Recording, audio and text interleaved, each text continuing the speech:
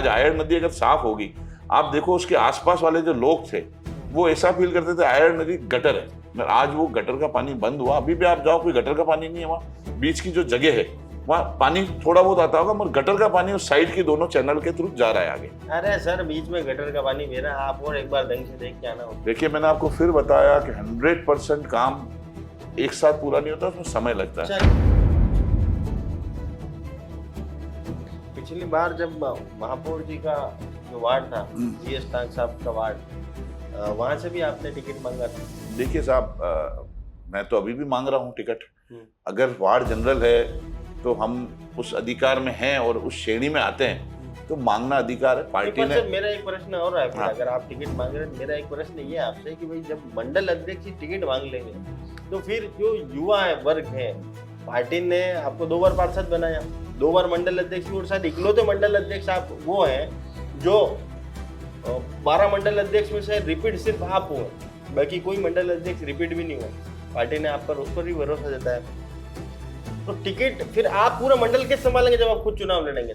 मैं मंडल अध्यक्ष हूँ, इसका मतलब ये नहीं कि मेरे बिना मंडल नहीं चलेगा। मंडल के शक्ति केंद्र संयोजक भी अपने आप में ताकत रखता है, तो वो अपने कार्य कर रहे हैं। आज 8 वार्ड होंगे। आज मान लो मेरे वार्ड में चुनाव हुए तो मैं 8 वार्डों में दौड़ूंगा नहीं। हमने वहाँ अपनी टीम बना रखी है, वहाँ एक बूथ पे 21-21 की टीम है। अगर आपको महापौर बनने का मौका मिलता है तो 5 विजनरी कार्य क्या रहेंगे उदयपुर शहर के लिए? कि जैसे कहीं कचरा पड़ा और हेल्पलाइन में कोई शिकायत आ जाए, नगर निगम की एक टीम होनी चाहिए जिसमें गाड़ी, 5 कर्मचारी की ऐसी 3-4 टीम होनी चाहिए। जहाँ शिकायत आई, हम 1 घंटे 1.5 घंटे में हम उस सफाई को क्लियर कर दें, आधे घंटे के अंदर। स्पीड से काम होना चाहिए। एक हमने चीज देखी है कि जहाँ हम रोड बनाते हैं, लगभग पब्लिक की मानसिकता भी हो गई कि थोड़े टाइम बाद कोई ना कोई एजेंसी आके इसको खोद देगी। तो एक विचार ये आता है कि हम जो रोड बना रहे हैं, मान लो ये 10 रोड हम बना रहे हैं, जैसे हम उसका प्रक्रिया चालू करें, हम अखबार में विज्ञापन दे दें, ये 20 रोड हम बना रहे हैं। जिस कंपनी को खोदना है वो इस महीने 2 महीने में खोद ले, रोड बनने के 3 साल बाद हम उसको खोदने नहीं देंगे। महिला है, पेंशन जो लेती है, बुजुर्ग महिला है, वो भटकती है, उसके लिए नगर परिषद को कैंप लगाना चाहिए वार्ड वाइज और रेगुलर। साल में 365 दिन हमारे पास ये टेंडर, नाली, सड़क, पैचवर्क, आपके जो सीवरेज के चैम्बर, ये और दूसरे जो जरूरी कार्य जिसमें पब्लिक को तुरंत राहत देनी है, उसके टेंडर हमारे पास पहले होने चाहिए। ऐसे बहुत सी चीजें, अभी वाटर स्पोर्ट्स आना चाहिए अपने आप। हमारे इस नगर परिषद बोर्ड की पार्षदों को भी बाहर जाना चाहिए, अच्छे शहरों में, हिंदुस्तान के अच्छे शहरों में जाके वहां अच्छी चीजें क्या चल रही हैं। अरे और कुछ सीख के आते हैं, आपको मालूम नहीं है अभी। अशोक गहलोत जी ने बयान दिया है कि भाई जैन को जरा मौका देना चाहिए, 50% जैन को मौका देना चाहिए। इसको लेकर आपकी पार्टी क्या रुक? मैं तो खुद 2004 में 24 साल की उम्र में पार्षद बना हूं, तो पार्टी तो 2004 से जैन जी कर रही है। उस समय 14 पार्षद लड़ा है। अरे आपकी पार्टी जैन जी नहीं करती, जैन जी करती है। और जो गहलोत जी लगाते हैं, मैं तो यही पूछता हूँ, कम से कम वो राहुल जी को समझाते थे कि झारखंड में जैन जी थे, कोई 40 साल 50 साल 60 साल का स्कूल का बच्चा नहीं कर रहा था वहाँ। राहुल जी को कम से कम समझा के वहाँ ले जाते। जंतर मंतर पे जैन जी थे, वहाँ नहीं गए, प्रधानमंत्री के घर के बाहर धरना दिया। तो जो पार्टी का इनका विपक्ष का नेता है वही जैन जी को नहीं मानता है, तो इनके दूसरे नेता बोलने ठीक भी नहीं लगता है चीज। कांग्रेस सरकार ने पूरे 4.5 साल तक कोई काम करा? सरकार बचाओ, सरकार बचाओ, सरकार बचाओ। सचिन पायलट और ये लड़ रहे थे, आप उठा के देख लो, कांग्रेस के सरकार के 4.5 साल उन्होंने कोई विकास नहीं करा। लास्ट के 6 महीने उन्होंने सब करा। बीजेपी सरकार, आप उठा के देखो, रोज पट्टे के विज्ञापन आ रहे हैं, रोज पट्टे देने के विज्ञापन ही आ रहे हैं, वहाँ पट्टे की लाइन में कुत्ते खड़े हैं। नमस्कार, मैं मयूर अलवेला और आप देख रहे हैं अलवेला राजस्थान न्यूज और हमारा खास कार्यक्रम उदयपुर की सत्ता का महासंग्राम।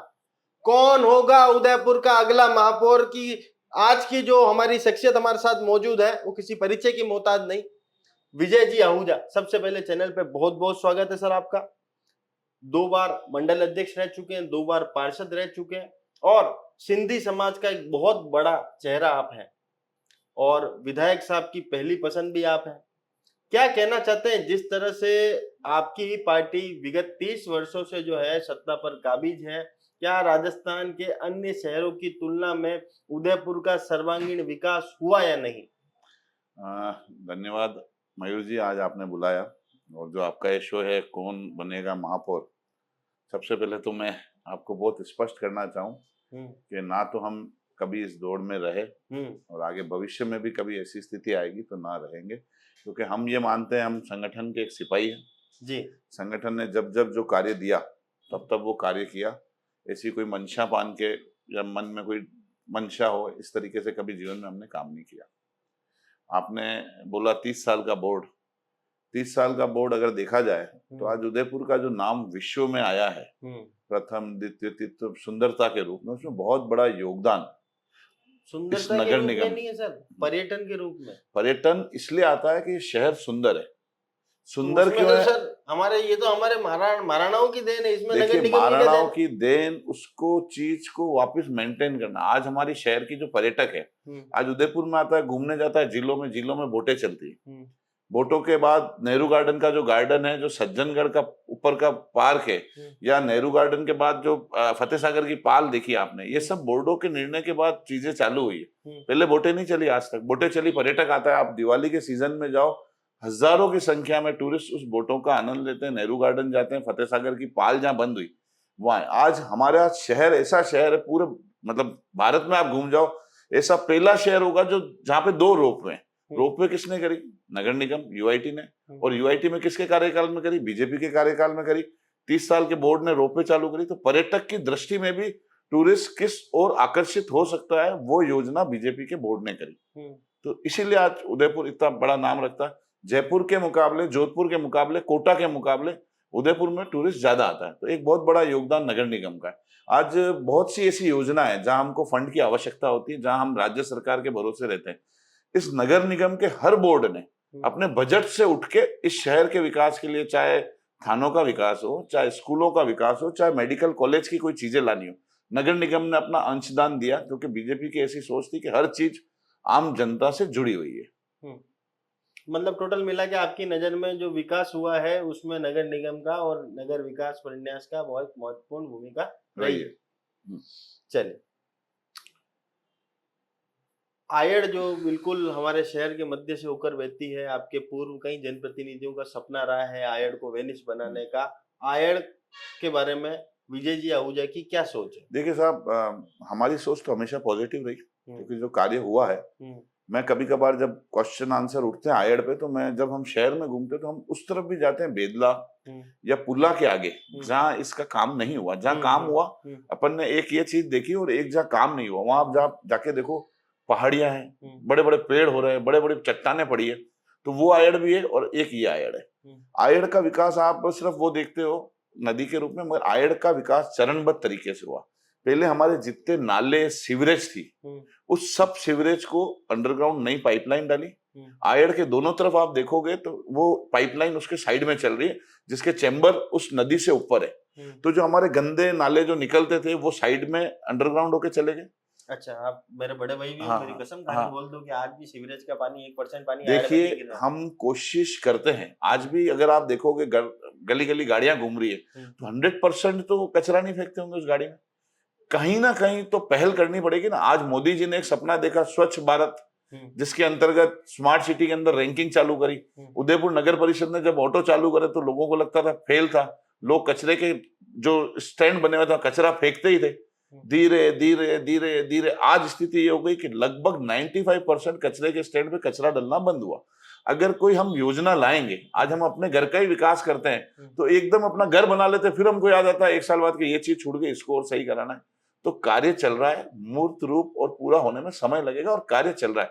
आज आप जिस आयड़ की बात कर रहे हो, 75 करोड़ रुपए खर्च कर दिए आपके नेताओं ने। 75 करोड़ रुपए सिर्फ आयड़ पे नहीं लगे, उसके अंदर जो लाइन जा रही है आप उसको भी जाके देखो। उसकी अंदर जो नीचे लाइन जा रही है, जो डायरेक्ट नाले जाते थे, आपने कितने घरों के पाइप देखे होंगे। आयड़ की जो आपकी जो अशोकनगर वाली नाली आ रही है, जो नाला आ रहा है वो फुल भरा हुआ, सबके वेस्टेज पानी उसमें जाते थे, वो सीवरेज लाइन में चले गए। जो स्मार्ट सिटी के अंदर जो बाथरूमों के पानी जाते थे वो स्मार्ट सिटी की लाइन से उस एसटीपी वाली लाइन में जा रहे हैं, जो जाके एसटीपी में वो पानी वापस क्लियर होके वापस जा रहा है कहीं और। मतलब आपकी नजर में आयड़ का काम भी सही है? देखिए, हम कितनी योजना ऐसी होती है हमारी जो हम लाते हैं, कितनी योजना 100% फुल हो जाती है, कितनी योजना 90% होती है, कितनी योजना 70% होती है। मगर ये नहीं है कि हम सोचना बंद कर दे और काम करना बंद कर दे। आज कोई भी आदमी काम करेगा तो पॉजिटिव सोच के काम करेगा, नेगेटिव कोई आदमी सोच के काम नहीं करेगा का ये काम मेरे को नेगेटिव करना है। कोई भी विकास की चीज होती है, आज अजमेर के अंदर अपन ने देखा होगा, वहां उन्होंने 7 हेवन बनाया, कुछ नई चीज बनाई, स्टे आगे हटाना पड़ा। तो उन्होंने ये सोच थोड़ी रखी थी कि हट जाएगा हमारा, तो किसी कारणवश हट गया। पॉजिटिव सोच रखी कि वहां अगर बनेगा तो पर्यटक आएंगे। आज आयर नदी अगर साफ होगी, आप देखो उसके आसपास वाले जो लोग थे वो ऐसा फील करते थे आयर नदी गटर है। आज वो गटर का पानी बंद हुआ, अभी भी आप जाओ कोई गटर का पानी नहीं है। वहां बीच की जो जगह है वहां पानी थोड़ा बहुत आता होगा, मगर गटर का पानी उस साइड की दोनों चैनल के थ्रू जा रहा है आगे। अरे सर, बीच में गटर का पानी मेरा, आप और एक बार ढंग से देख के आना। देखिए मैंने आपको फिर बताया कि 100% काम एक साथ पूरा नहीं होता, उसमें समय लगता है। चलिए, सफाई को लेकर विजय जी ओझा क्या सोच है? सफाई में हमारी रैंकिंग लगातार गिरती जा रही है। देखिए आप कह रहे हो रैंकिंग गिर रही है, थोड़े टाइम पहले उस रैंकिंग में सुधार हुआ। कोई भी चीज अगर सक्सेसफुल होती है उसमें बहुत बड़ा योगदान आम जनता का होता है। मैंने अभी आपको बताया सफाई के अंदर शक्तिनगर से हम निकलते थे, बाहर एक कचरे का स्टैंड हुआ करता था। पहले वहां कंटेनर पड़े रहते थे, वहां से निकलना दुर्भर होता था। यह स्थिति होती थी कि उसके बाहर से निकले तो पता पड़ गया कि कंटेनर पड़ा है। धीरे धीरे उस कंटेनर को हटाना चालू करा, डोर टू डोर कचरा लेना चालू करा। जब डोर टू डोर कचरा लेना चालू करा तो लोगों की आदत नहीं थी कि हम गाड़ियों में कचरा फेंकें। धीरे धीरे धीरे अब आप किसी भी समय 9 बजे जहां आपको गाड़ी की आवाज सुनाई दे, आप लाइन देख लेना, लोग अपने घर से बाहर निकल के खड़े रहते हैं कि हमारे घर से गाड़ी निकले, हम कचरा डालें।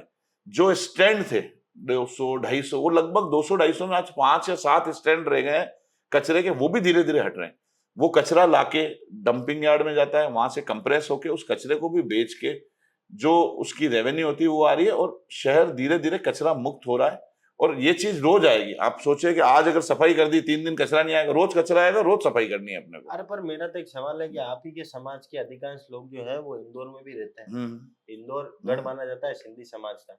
वहां पर जिस तरह की स्थिति है और उदयपुर में जिस तरह की स्थिति है, क्या सोचते हैं उसको लेकर? देखिए इंदौर नंबर 1 आता है, हम भी उस कैटेगरी में हो सकता है उससे पीछे आते हैं, मगर हमको सोच तो बड़ी रखनी पड़ेगी ना। अपन ने इंदौर की तर्ज पे करा, तो इंदौर से जब अपने पुराने बोर्ड रहे, यहाँ के पार्षद इंदौर भी गए, दूसरे शहरों में भी गए, गुजरात भी गए, वहां की कॉन्फ्रेंस अटेंड करी, वहां क्या क्या अच्छी चीजें हो रही है। अब छोटी छोटी चीजें सीख के आए कि वहां पे कोई खाली स्टैंड है, वहां पे कैमरा लगा दिया, और लगा दिया कैमरे की निगरानी में। वो चीज उदयपुर में भी यूज हुई। बहुत से स्टैंड ऐसे जहां पे हटा के उसको सीसी करके वहां पे पेंटिंग कराई कि आप कचरा ना डालें, आप कैमरे की निगरानी में। तो वो कचरा स्टैंड पे कचरा डालना बंद हुआ। तो उन चीजों से भी सीखना चाहिए हमको।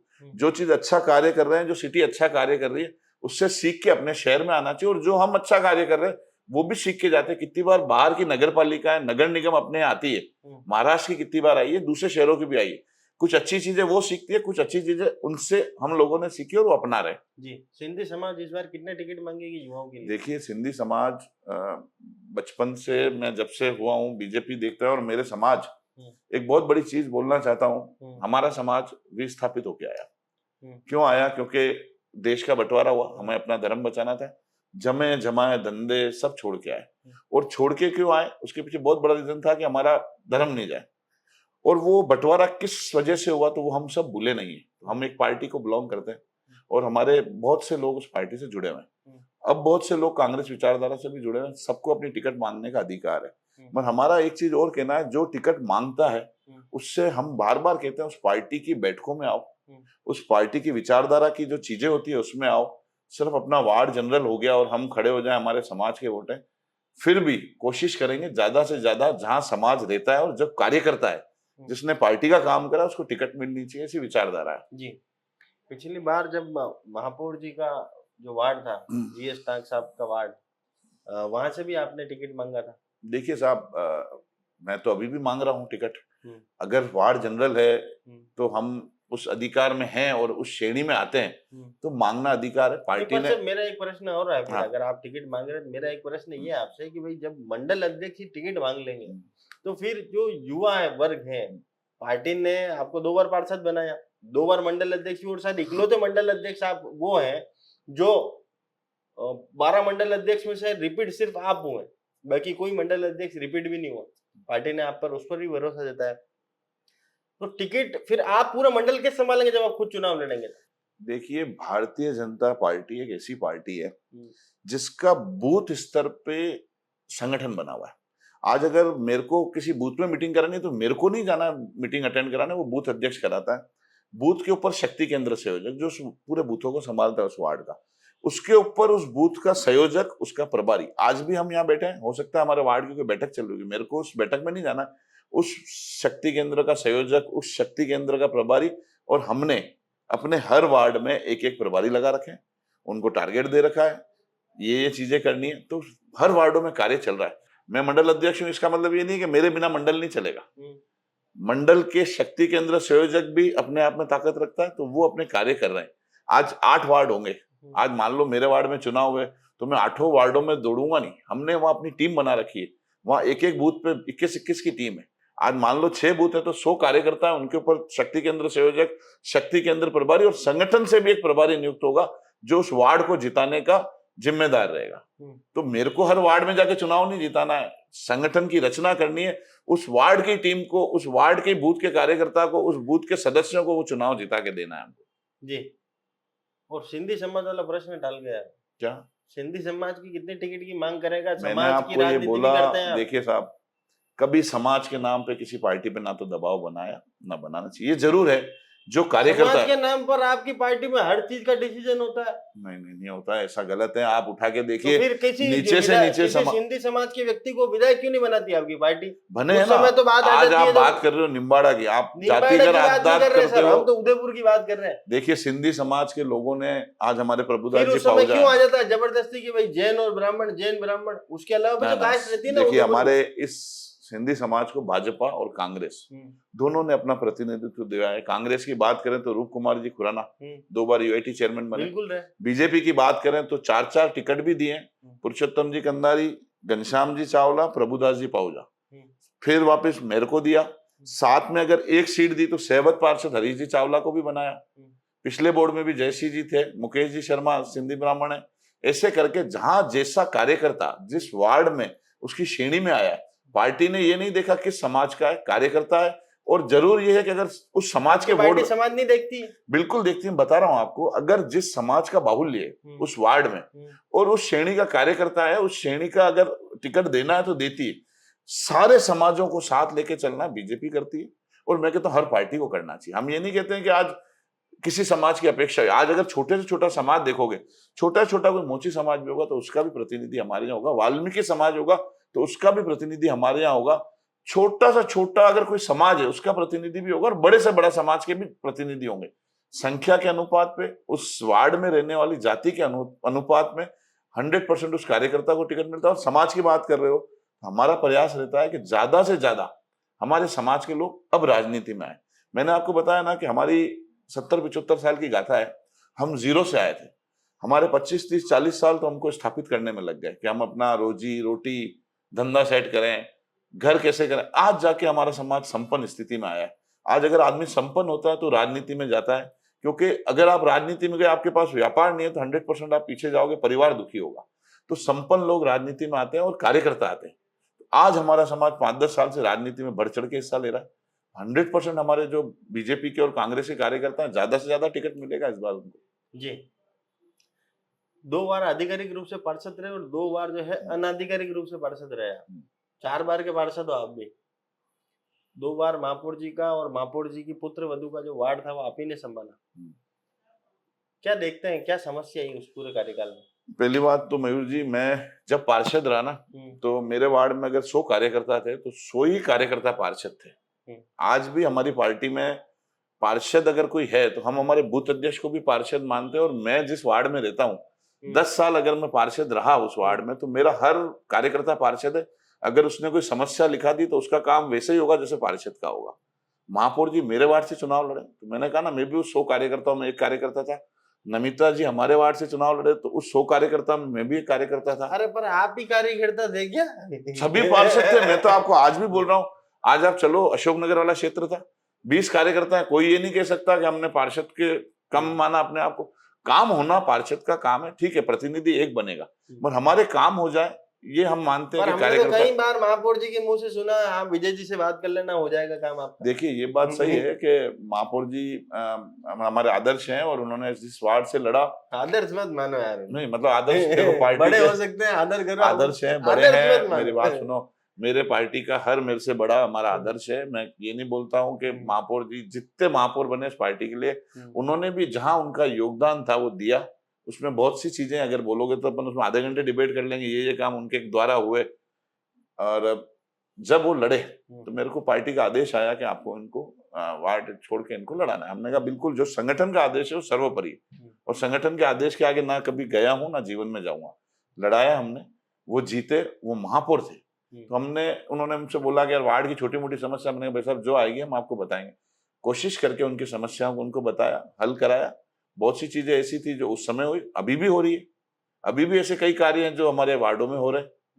तो उनका आशीर्वाद रहा, और नमिता जी के समय में भी हमने उस तरीके से कार्य करा कि वार्ड की जनता दुखी ना हो। ये बात जरूर होती है, पार्षद होना ताकत ज्यादा रहती है, काम करने की आपके पास शक्ति ज्यादा रहती है, वार्ड का विकास ज्यादा हो सकता है। तो ये जरूर है कि उस समय भी हमको वैसी नहीं तो मगर उसके बराबर की स्थिति। शक्तिमान बन के रहना, गंगाधर बन के नहीं रहना। मेरी बात सुनो, शक्तिमान मैं आपको बोल रहा हूँ, भारतीय जनता पार्टी ऐसी पार्टी है जो अपने बूथ के छोटे, मैं मेरा मंडल अध्यक्ष हूं ना, कभी आप मेरे कार्यकर्ताओं जाके पूछ लेना, मैं बोलता हूँ अकेला मैं मंडल अध्यक्ष हूँ, मेरे साथ जितने कार्यकर्ता आप सब मंडल अध्यक्ष हो। आप ये मत मानो कि मैं पद पे हूं तो मैं मंडल अध्यक्ष हूँ, कि मैं जमीन से उठा हुआ कार्यकर्ता हूँ, वार्ड अध्यक्ष बूथ अध्यक्ष से बना हूँ। तो मैं तो हर कार्यकर्ता को बोला हूँ तुम सब मंडल अध्यक्ष हो, वैसे चुनाव में काम करो। अच्छा, शहर के महापौर साहब के घर के बाहर ही सड़क का ढह जाना कितनी बड़ी विडंबना है शहर की। देखिए साहब, घटना कहीं भी हो सकती है। आज कोई ट्रैफिक ड्यूटी रहता है, उसके घर के बाहर एक्सीडेंट हो जाए तो चीज है। मैं आपको बता रहा हूँ, महापौर जी ने बनाया, और आप जब पुराना बोर्ड था उस समय ये आधा वाला काम हो गया था शक्तिनगर तक। उसके बाद एक बार वो जैन धर्मशाला के बाद नाला गिरा था, उस समय उसका वर्क ऑर्डर नहीं था किसी का, तो अर्जेंट किसी के वर्क ऑर्डर से निकाल के उस कार्य को कराया। नाला कब गिरा उस तारीख को आप देख लेना, और इस नाले को रिपेयर करने की फाइल कब चली उस तारीख को देख लेना। कम से कम 4 महीने पहले फाइल चालू हो गई। किसी अधिकारी को तो सपने में नहीं आया कि 4 महीने बाद ये नाला गिरेगा। जिस दिन नाला गिरा उससे पहले का वर्क ऑर्डर इसका इश्यू हो चुका है। 100% आप बोलोगे 4 दिन में मैं आपको प्रूफ लाके वो फाइल दे दूंगा कि ये नाला गिरा, ये 4 महीने पहले का इसका तैयारी चालू हो गई। तैयारी नगर निगम ने पहले कर रखी थी। महापौर जी का विचार था कि इस नाले को बनाए, नीचे करें। उन्होंने उस समय फाइल करी, बोर्ड भंग हुआ, 2 साल लगे बोर्ड वापस बनने में। हो सकता है नया बोर्ड बनते ही पहले लगा था, और अभी भी बोर्ड नहीं है, मगर कार्य तो उन्हीं के द्वारा पास है जो हुआ है। 4 महीने पहले सेंक्शन हुआ है, और नाला गिरा। तरफ से महापौर जी ने पहले से प्रयास कर रहे थे इस नाले बिल्कुल प्रयास कर रहे थे। उससे पहले भी तो गिर गया था नाला, उस समय रिपेयर हुआ। उसके बाद इंजीनियर को बोला कि भाई ये चीज आप बनाओ। टेंडर हुए, एक बार पहले इसके टेंडर हुए, मगर उस समय बीएसआर कम थी तो टेंडर रिजेक्ट हुए, वापस टेंडर हुए। जब महापौर जी हटे उस समय से पहले एक बार टेंडर हुए। उसके बाद जो सारी प्रायोरिटी नगर निगम की रही, क्योंकि नगर निगम ने अपना 60 करोड़ का योगदान इस फ्लाईओवर में दिया, यूआईटी ने 60 करोड़ का दिया, तो बहुत बड़ा निर्माण का बजट इस फ्लाईओवर में लगा। तो बहुत से कार्य रह गए, मगर जैसे ही वापस बजट आना चालू हुआ, राजस्थान सरकार जो बीजेपी की है उन्होंने बजट देना चालू करा, तो उस नाले का काम वापस चालू हुआ। 2-2.25 करोड़ रुपए का बन रहा है, शायद 4 करोड़ का टेंडर था, इतने बिलों में आया है, तो कार्य तो ऑर्डर हो चुका है। मुख्य सवाल आपसे कि भाई अगर आपको महापौर बनने का मौका मिलता है तो 5 विजनरी कार्य क्या रहेंगे उदयपुर शहर के लिए? देखिए जल्दी जवाब देना है। मैं आपको एक चीज बताऊं, महापौर मैंने फिर बोला आपको, मगर मेरे विजन में जो चीजें हैं, एक जैसे आपने इंदौर वाली चीज बोली, सफाई की व्यवस्था इतनी प्रॉपर होनी चाहिए अपने शहर की कि जैसे कहीं कचरा पड़ा और हेल्पलाइन में कोई शिकायत आ जाए, नगर निगम की एक टीम होनी चाहिए जिसमें गाड़ी, 5 कर्मचारी की ऐसी 3-4 टीम होनी चाहिए। जहां शिकायत आई हम 1 घंटे 1.5 घंटे में हम उस सफाई को क्लियर कर दें, आधे घंटे के अंदर। स्पीड से काम होना चाहिए। एक हमने चीज देखी है कि जहां हम रोड बनाते हैं, लगभग पब्लिक की मानसिकता भी हो गई कि थोड़े टाइम बाद कोई ना कोई एजेंसी आके इसको खोद देगी। तो एक विचार ये आता है कि हम जो रोड बना रहे हैं, मान लो ये 10 रोड हम बना रहे हैं, जिस दिन हम उसकी टेंडर जारी करते हैं 6 महीने का प्रोसेस लगता है टेंडर पूरा होना है, वर्क ऑर्डर। जैसे हम उसका प्रक्रिया चालू करें, हम अखबार में विज्ञापन दे दें, ये 20 रोड हम बना रहे हैं, जिस कंपनी को खोदना है वो इस महीने 2 महीने में खोद ले, रोड बनने के 3 साल बाद हम इसको खोदने नहीं देंगे। तो एक तो रोड सही रहेगी।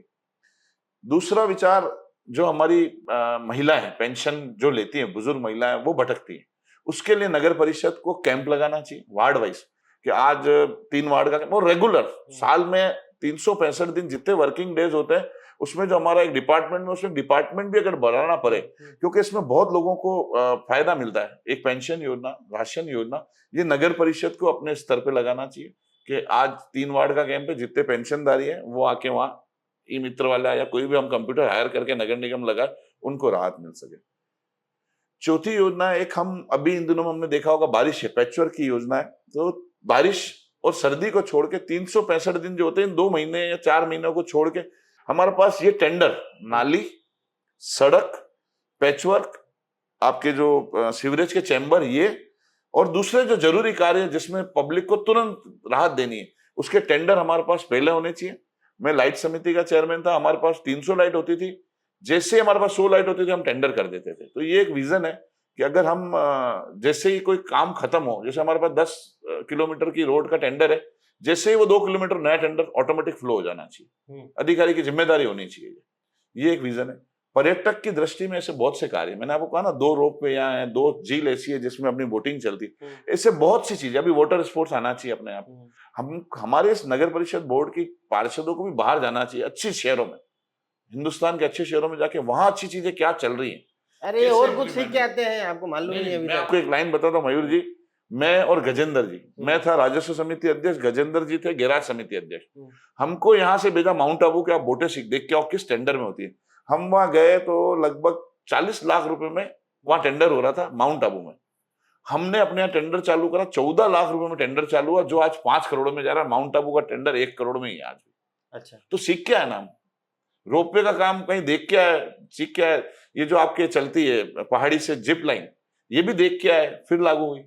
आज बायोलॉजिकल पार्क बना तो ये भी कहीं देख के आए होंगे, ये चीजें अच्छी हो रही है, बन रहा है, जू बन रहा है, टूरिस्ट उसमें आ रहा है।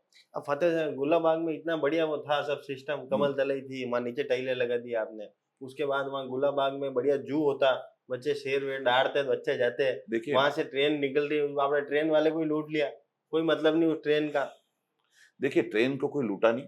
अरे वहाँ शेर वेर होते, कोई पशु पक्षी होते तो और ज्यादा टूरिस्ट आता ना वहाँ। आप एक जगह पे सारे हम पर्यटक ले जाए, आज गुलाबबाग में भी पर्यटक है, उस जू को उठा के सज्जनगढ़ करा। आज आप पर्यटकों की संख्या देखिए, अगर वो 10,000 टूरिस्ट एक दिन में आ रहा है, आप उसका आंकड़ा निकालना, कभी कभार 5,000, 7,000, 10,000 टूरिस्ट भी जा रहा है, तो क्या गुलाबबाग की ट्रैफिक व्यवस्था उसको सहन कर पाती? क्या नहीं कर पाती। 100% अगर 10,000 टूरिस्ट की गाड़ियां गुलाबबाग के आसपास आ जाए, पूरा शहर जाम हो जाता। उसको निकाल के उसकी जगह पे ले गए, गुलाबबाग में दूसरा विकास हुआ। आज भी ट्रेन का टेंडर आप उठा के देखो कितने करोड़ रुपए दे रहा है और पहले कितने देता था। तो रेवेन्यू भी जनरेट हुई और ट्रेन वाला कमा भी रहा है। उसने ट्रेन का वहां जो रेलवे स्टेशन बनाए, नई चीजें बना के वहां डेवलपमेंट करा। आज दूधतलाई के अंदर भी हमने खूब डेवलपमेंट इस बोर्ड ने करे, जो अब टूरिस्ट आके देख रहा है वहां। अंतिम 2 सवाल, अशोक गहलोत जी ने बयान दिया है कि भाई जैन जी को ज्यादा मौका देना चाहिए, 50% जैन जी को मौका देना चाहिए, इसको लेकर आपकी पार्टी क्या रुख है? मैं तो खुद 2004 में 24 साल की उम्र में पार्षद बना हूं, तो पार्टी तो 2004 से जैन जी कर रही है। उस समय 14 पार्षद लड़ा अरे है। आपकी पार्टी जैन जी नहीं करती, जैन जी करती है। देखिए पार्टी हर धर्म में विश्वास करती है, आप उठा के देखो, हर धर्म के हमारे यहाँ पे कार्यकर्ता हैं, ओबीसी, एसटी, हर धर्म की। अरे तो अच्छी बात है ना, एक कांग्रेस उन्होंने आपको दिया, समर्थन दिया। मेरी बात आप कह रहे हो जैन जी, समाज का आपकी पार्टी के प्रति पूरी निष्ठा है। बिल्कुल है, बिल्कुल। तो उनको उसमें तवज्जो मिलनी चाहिए, भागीदारी मिलनी चाहिए। सबको मिलती है, ऐसा कोई समाज नहीं है जो हमारी पार्टी में वंचित रहता है। सब समाज को लेके कार्य करना भाजपा का कार्य। और जो गहलोत जी लगाते हैं, मैं तो यही पूछता हूँ, कम से कम वो राहुल जी को समझा देते कि झारखंड में जैन जी थे, कोई 40 साल 50 साल 60 साल का स्कूल का बच्चा नहीं कर रहा था वहां। राहुल जी को कम से कम समझा के वहां ले जाते। जंतर मंतर पे जैन जी थे, वहां नहीं गए, प्रधानमंत्री के घर के बाहर धरना दिया। तो जो पार्टी का इनका विपक्ष का नेता है वही जैन जी को नहीं मानता है, तो इनके दूसरे नेता बोलने ठीक भी नहीं लगता है ये चीजें। जी, अंतिम और आखिरी सवाल, पट्टों को लेकर आपकी पार्टी का क्या रुख है? पेरा फेरी पंचायत है जो नगर निगम में अब शामिल हुई है, वो लंबे समय से आंदोलनरत है पट्टों को लेकर। अगर आपकी पार्टी आपको महापौर बनाती है, आपकी पार्टी किसी को भी महापौर बनाती है, तो क्या रुख रहेगा? देखिए अभी कांग्रेस सरकार की अपन बात कर रहे थे, कांग्रेस सरकार ने पूरे 4.5 साल तक कोई काम करा? सरकार बचाओ, सरकार बचाओ, सरकार बचाओ। सचिन पायलट और ये लड़ रहे थे। आप उठा के देख लो, कांग्रेस के सरकार के 4.5 साल उन्होंने कोई विकास नहीं करा, लास्ट के 6 महीने उन्होंने सब करा। बीजेपी सरकार आप उठा के देखो, रोज पट्टे के विज्ञापन आ रहे हैं, रोज पट्टे देने के विज्ञापन ही आ रहे हैं, वहाँ मेरी बात पट्टे सुनो। की लाइन में कुत्ते खड़े हैं।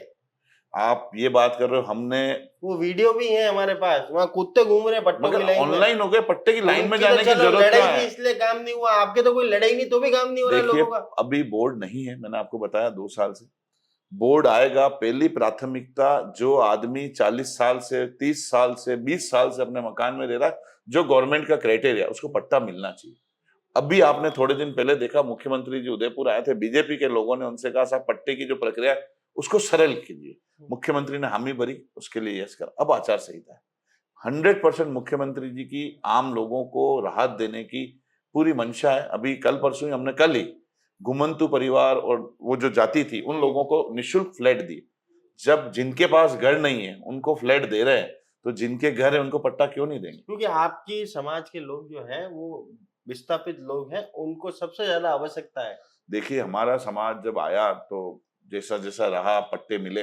आज बहुत जगह पट्टे मिले भी हैं, ऐसा कोई एरिया नहीं जहाँ पट्टे, कुछ एरिया प्रताप नगर का अटका हुआ है, वो भी कह नहीं सकते आपको कि अंदर की क्या गणित है, मगर वो अंदर की किसी चीज से अटका हुआ है। मगर उसके लिए भी हम प्रयासरत हैं कि इस सरकार में प्रताप नगर के भी पट्टे मिले, जिस क्षेत्र के पट्टे, क्योंकि हमारे यहाँ क्या है, जब आए थे तो कोऑपरेटिव सोसाइटी बना के पट्टे दिए थे, और ऐसी रचना थी कि उस कोऑपरेटिव सोसाइटी को इतनी पावर दे रखी कि उस पट्टे की वैल्यू थी, मगर वो बैंक उस पर लोन नहीं देती, तो बहुत से लोगों ने निकल के उनसे पट्टे लिए।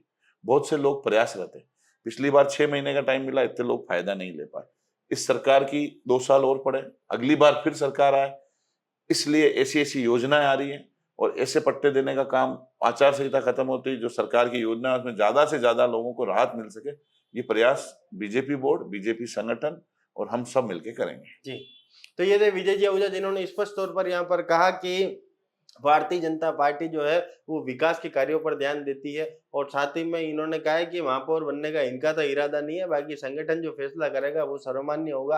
और ये एक इकलौते ऐसे मंडल अध्यक्ष रहे जो 2 बार जिन्हें मौका मिला है, और पिछली बार जिस तरह से नए मंडल अध्यक्ष हमने देखे थे पार्टी की तरफ से नियुक्त हुए थे, युवाओं को प्राथमिकता दी थी, तो एक युवा विजय जी आहूजा भी हमारे साथ में 2 बार के पार्षद थे।